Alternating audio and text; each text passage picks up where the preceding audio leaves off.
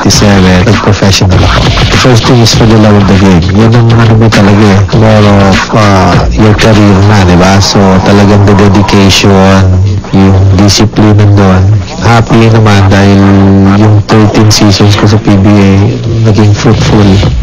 Siyempre, yung first game ko as a professional player, that's one. Memorable sa akin yun. Kung makabreak ako ng records, that's another thing. Siyempre, lahat ng championships namin,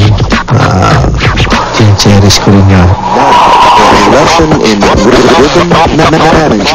Basketball career ko kasi talagang naging complete siya nung kay Coach Ron eh. Siya yung parang second father sa akin. So, siya yung mentor ko talaga. Mga natutunan ko kay Coach Ron, malaking part yun sa career ko.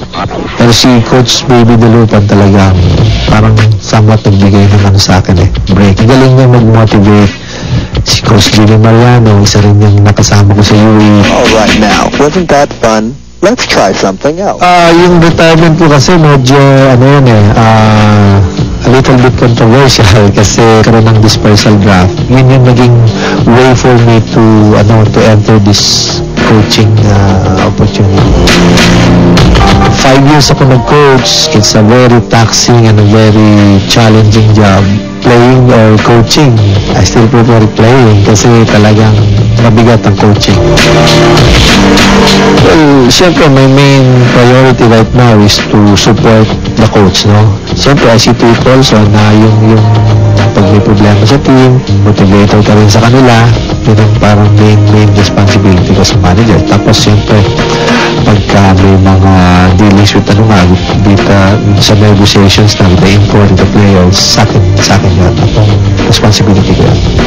Familiar na ako dun sa trabaho ng manager. So, I've worked with them already. Nakapag-negotiate na ako ng mga players, ng imports.